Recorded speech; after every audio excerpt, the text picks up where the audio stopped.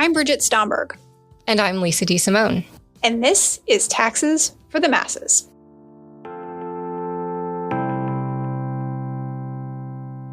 Today's episode is on the tax provisions of the recently enacted One Big Beautiful Bill Act.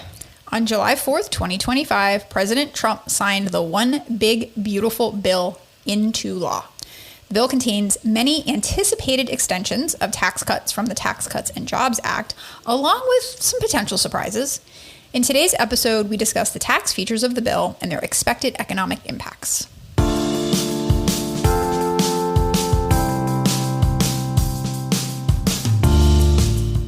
Hello, B. Hello, Lisa. Welcome back from summer. Nope, I reject that welcome. Summer's over. The semester's starting. Shh, quiet, please. Why are you trying to give me anxiety right now? I know. And my blood pressure just went up, too. Are you ready? Oh, God, no. Okay, thank you. Because you're usually much more prepared than I am. I usually am, yes. But this is the year I decided, I guess, to disappear for 2 months and not actually do any work. And now reality is smacking me right in the head. It sucks, quite frankly. But I remember, I don't know who said this. It was someone at the University of Florida, but you just have to stay one page ahead of the students. And that's what I will be doing this fall. Yeah. There's a lot to be done. But it's very exciting to be back together with you. It is. We haven't really talked a lot because you were on the road for 2 months, and so I'm happy to see you and happy to catch up. And I'm still married, somehow, after spending 2 months living in 90 square feet on the road with my spouse. Maybe that's the subject of a podcast. Miracles happen. Okay, there we go. We're going to have to dig into that. You know what else is a miracle? They passed more tax laws while I was gone. They did. It was a summer celebration. I don't know, fireworks. I don't know what we're going to say, but they sure did. Yeah. They done did it. So this is a big day for us. Is it a big, beautiful day? It is, yes. Because we finally are probably going to stop talking quite so much about the Tax Cuts and Jobs Act. Ooh, excellent point. Right? It's been replaced by the One Big Beautiful Bill. Step aside. Right? Yes. I don't know if we've upgraded, but we've moved on. Your 15 minutes are up, You're TCJ. done. You're done. It's over. Excellent point. I may never say that acronym again. That's right. There's a new piece of tax legislation in town, and it's big and it's beautiful. That's what they say. Okay. So before we start that, okay, I want to talk about books for a minute. Ooh, okay. Yes. All right. What's the latest romantasy that you're reading? I don't read romantasies, but this is an excellent point. That's a shame. Okay. So when you go to buy a book, yeah.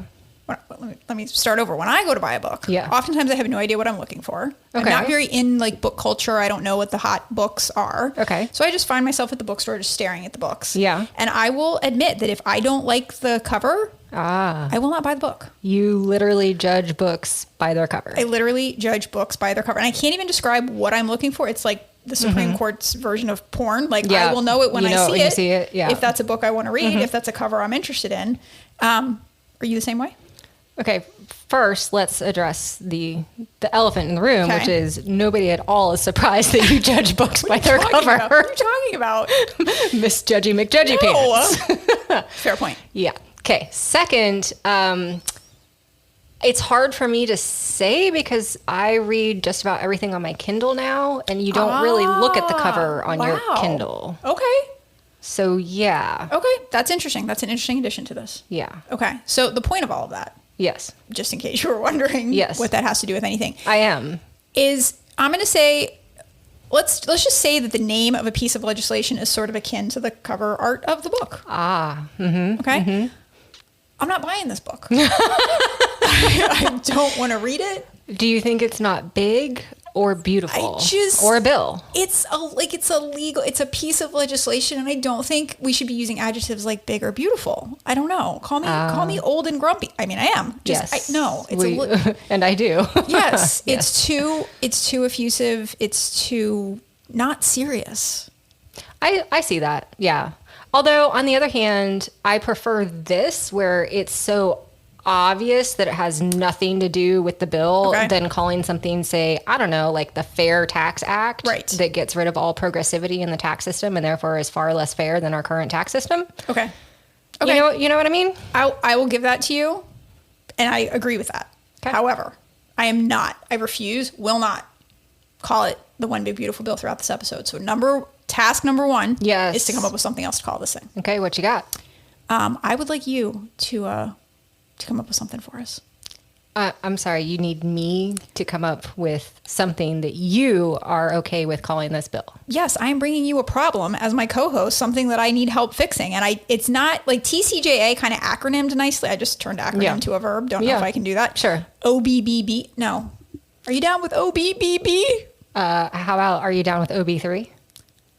Nice. That is very Star Wars of you. Yeah, you know me. Okay. I can live with that. I can live with OB3. All right. So we're going to outline the major provisions today of OB3. Love it. Love it. And then we'll talk about the expected economic effects. And to wrap up, as always, we're going to do a good, a bad, and an ugly. But first, we need a little disclaimer here. We are focusing on the tax provisions of OB3.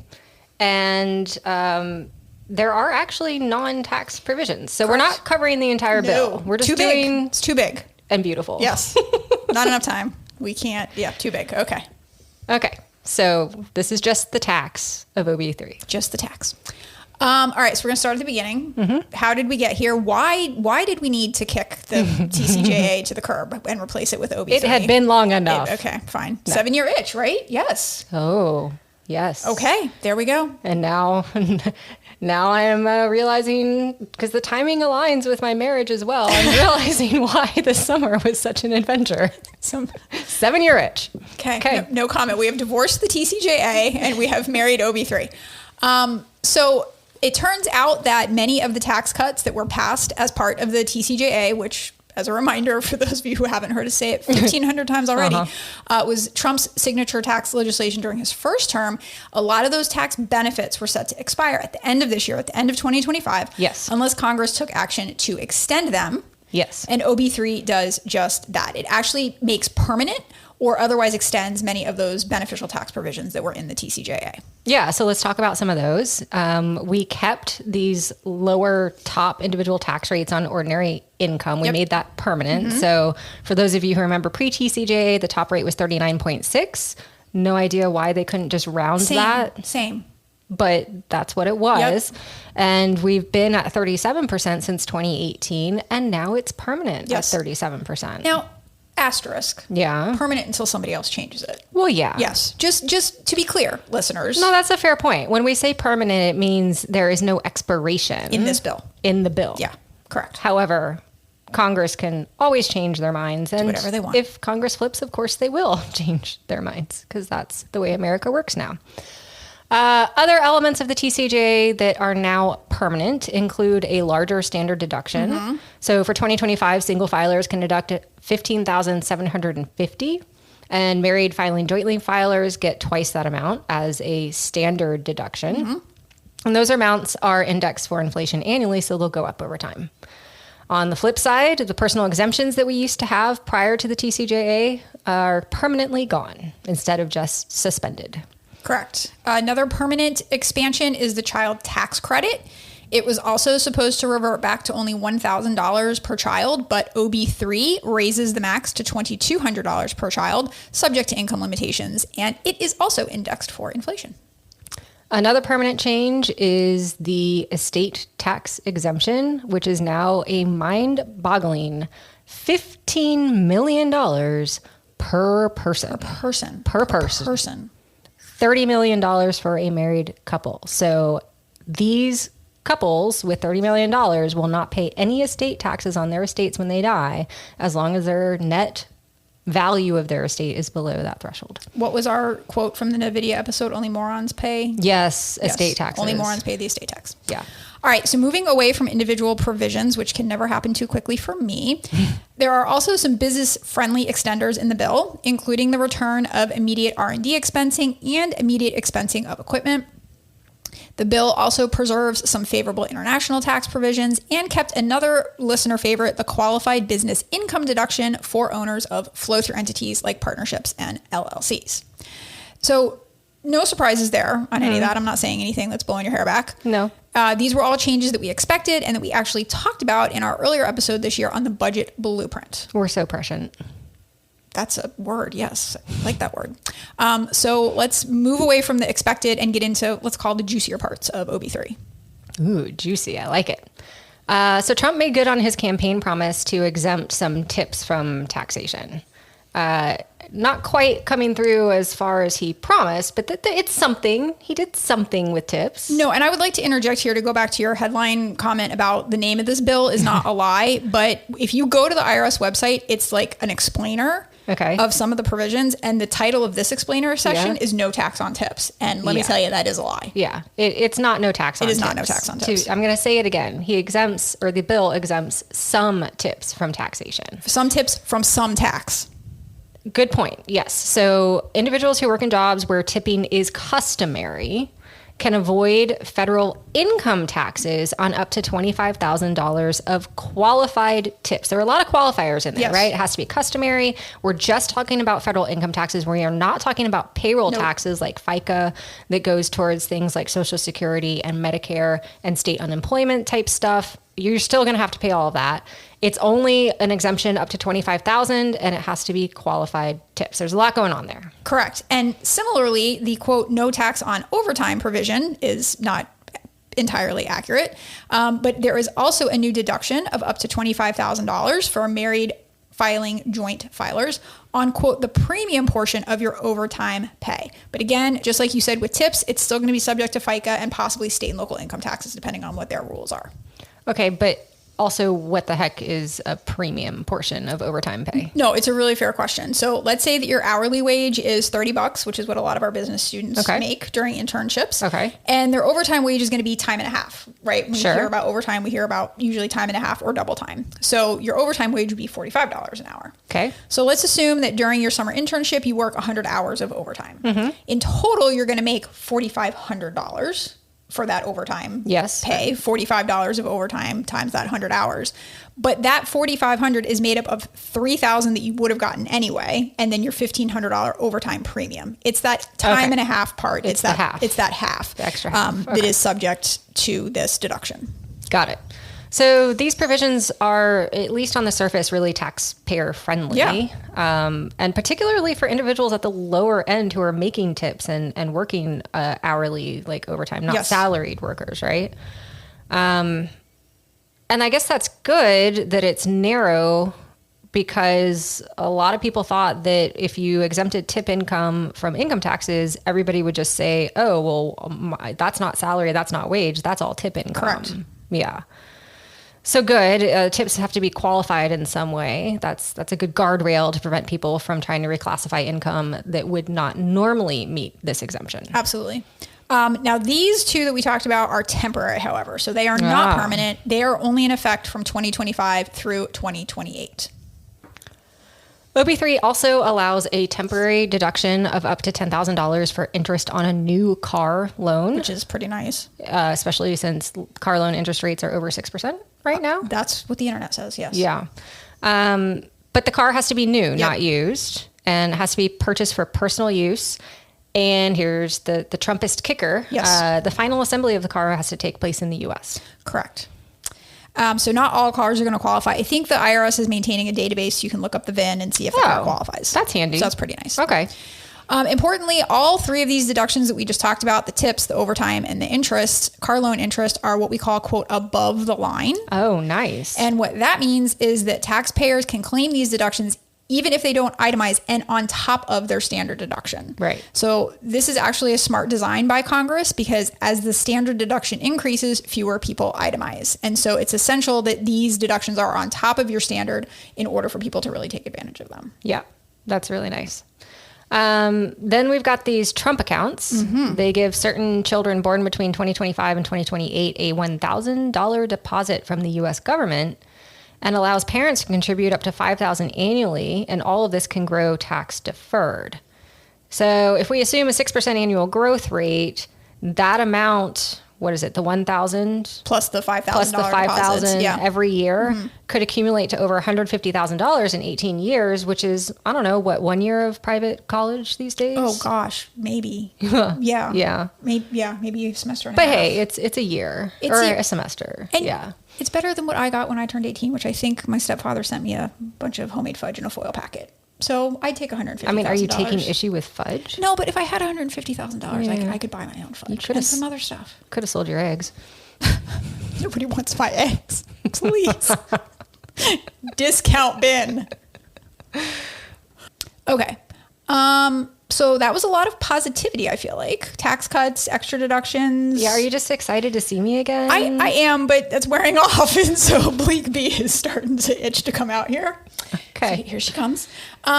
What new taxes or taxpayer unfriendly provisions is OB3 bringing? Because it can't all be sunshine and rainbows and bunnies and hay. I'm loving the cynicism here. Okay, one that comes to mind, especially given our professions, is the university endowment tax. Yes. Now, this was already in place. The TCJA did that for us. They imposed a tax, 1.4% tax on endowment income for private universities with sufficiently large endowments per student.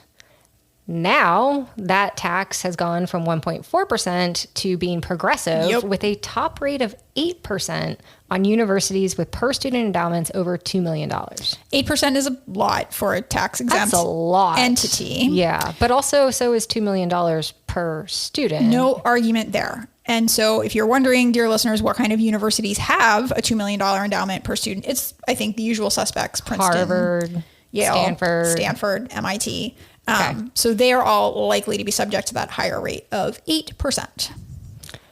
Yeah, OB3 is not such a big fan of big private universities. Nope. Also not such a big fan of clean energy. No. Yeah, a lot of those clean vehicle and residential energy credits that we've seen pop up under Biden, under lots of different legislation in the last several years, all terminated, all gone, done over the next 18 months. And I think we could have expected that. Yeah. These aren't surprising things. No.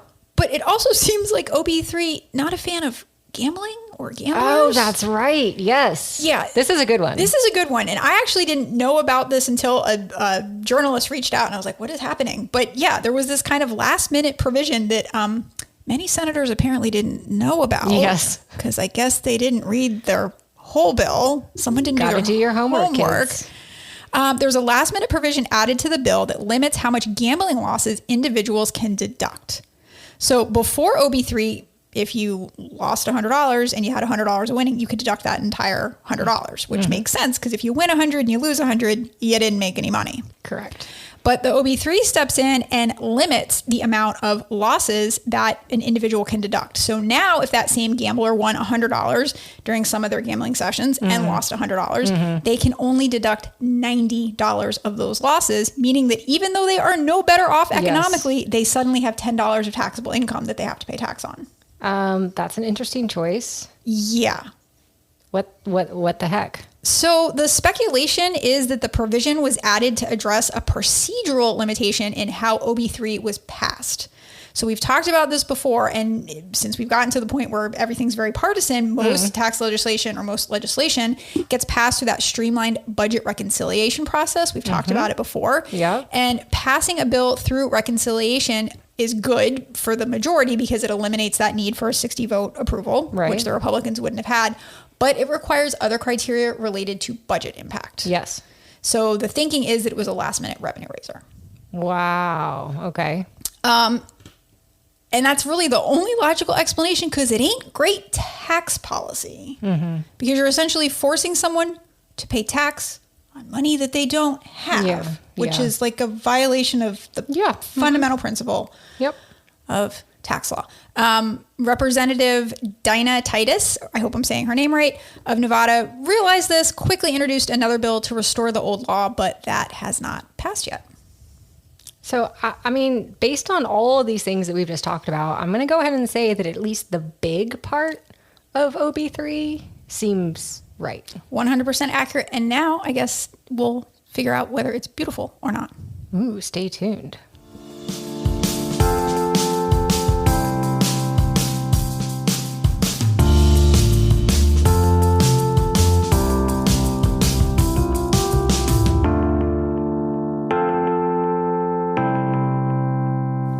right, so task number 1, I guess technically we've gone through 2 tasks. We've renamed this thing OB3 so that I can stomach. You're welcome, America. Thank you.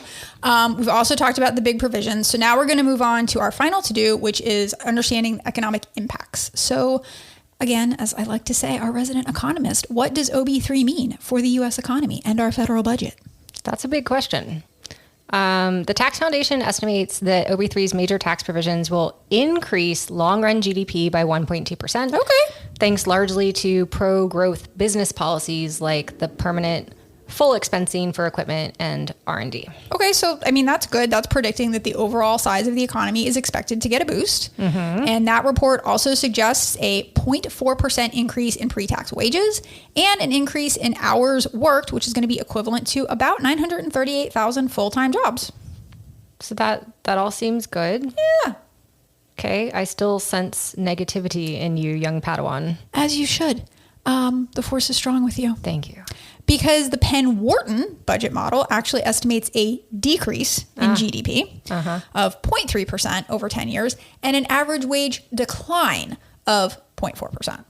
Huh. So moving in different directions. Very different directions, yes. That model also predicts an increase in hours worked, so we at least agree there. So people have to work harder to make less. Yeah, there you go. So you're on the right track in that Penn-Wharton model predicts that increase in hours is going to come mostly from individuals who have to work more because they're losing their social safety net programs like Medicaid and SNAP, some of those non-tax elements of the bill that we're not really talking about. That were mostly spending cuts. Yes. Yeah. What both projections can agree on is the effect on the deficit. Womp womp. Unfortunately, that is not good news. The Tax Foundation is estimating a 10-year deficit increase of $3 trillion with a T over a decade. Yeah. That takes into account lower federal revenue from the tax cuts offset by a spending reduction. But once you incorporate the fact that our borrowing is going to have to increase and we have to pay interest on our national debt. Do we not get an above the line deduction for that? We do not as a government, as a nation, no. Damn it. Once you include interest on debt, the estimate jumps to $3.8 trillion through 2034. And the Penn-Wharton estimates do not disagree all that much. They do not. So to summarize across these 2 models and actually a third one that we looked at, analysts seem to agree that OB3 will significantly increase the federal deficit. And although there are differences in actual amounts, the news is not good. And in all cases, we are talking about trillions of dollars. So where these models disagree, it's like rounding errors.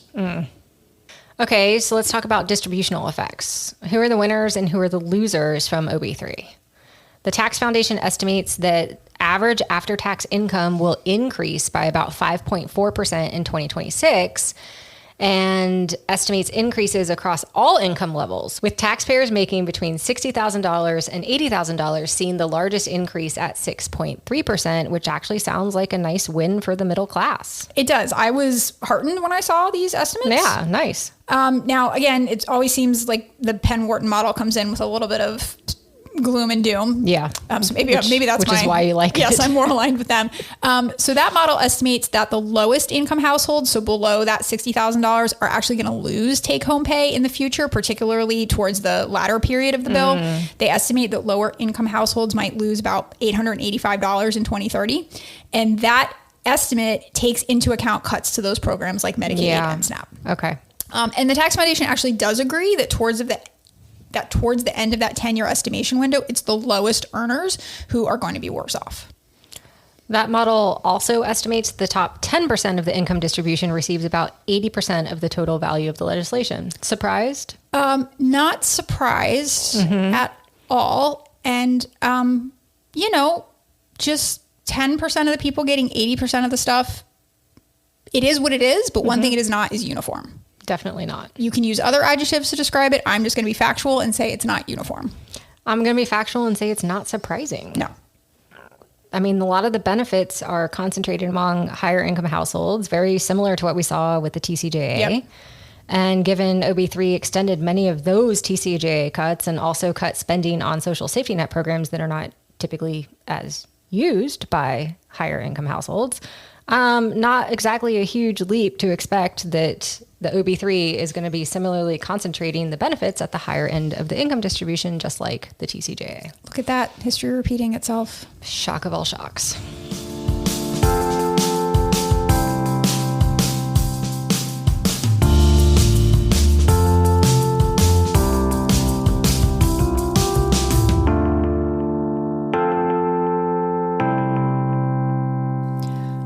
time for the good, the bad, and the ugly. I'm going to start with the good thing, Okay. which is that you're awesome and you came up with a really cool name that I think is going to take off. Oh, okay. I think we should do some merch. Merch. Some Okay. OB3 merch. Why don't you get right on that? I will, because everyone wants to walk around with a t-shirt that has the name of tax legislation on it. Uh-huh. Yes. That's it. I'm done. I'm out. Okay. Well, it's been fun. Thank you, listeners. We'll see you next Oh, time. no, I'll start talking again when we talk about the negative stuff. I'm just saying I'm out for the good things. What would you like to say? There's some good stuff that happens for the middle class here, like that $60,000 to fair. $80,000 income Yes. range, and they're getting a big share of the benefit, or 6% increase in after tax. I don't know. It's not bad. It's not bad. It really isn't. And you're right that a lot of the tax cuts from the TCJA that were extended are going to benefit the higher income distributions, but the overtime and the tips and the interest deduction for car loans and the child tax credit, there are, I think, some good things in here for the middle class. Absolutely. I think that's a fair point. Okay. Now you may discuss bad. Ooh, okay. So I think this, for time, we just got to combine and we just got to do bad. We got to ugly. We got to do the bad and ugly together. Okay. Is that okay? We're renaming everything on this We are. episode. Well, I know one thing that you're going to want to talk about is it's worsening the deficit. You don't like things that add to the deficit. I don't either, but this seems like something you're particularly passionate about. I don't like it. Okay. Yes. I think that's all I can really say. Full stop. Another thing that's bugly here is that we talked about the tips deduction and the overtime deduction.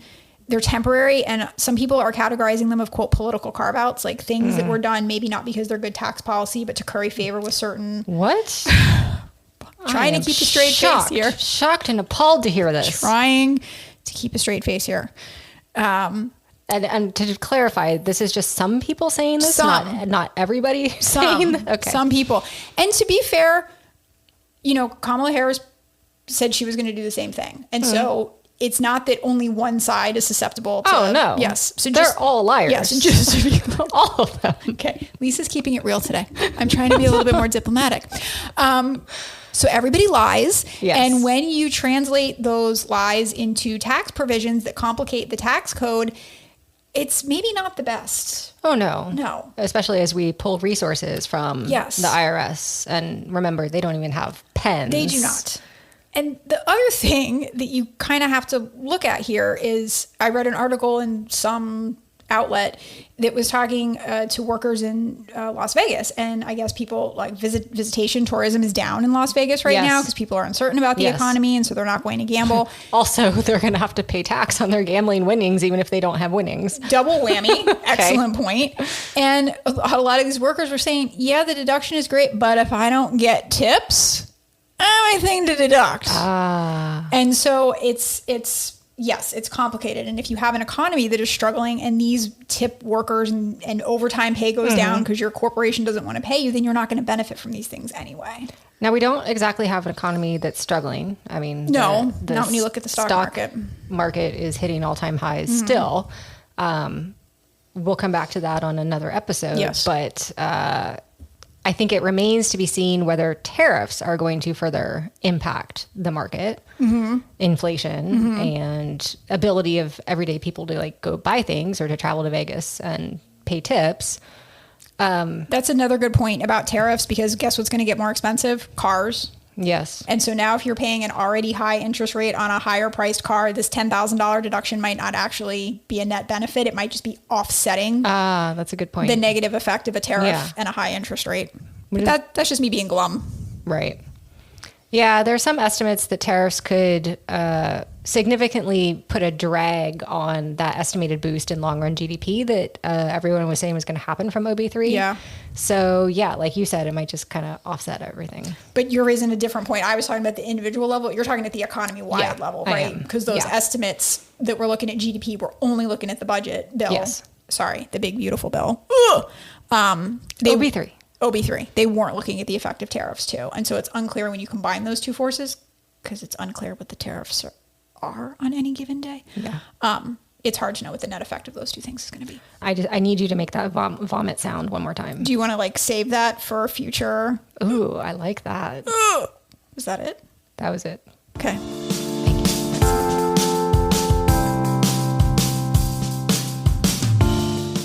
Well, that's all we have time for today.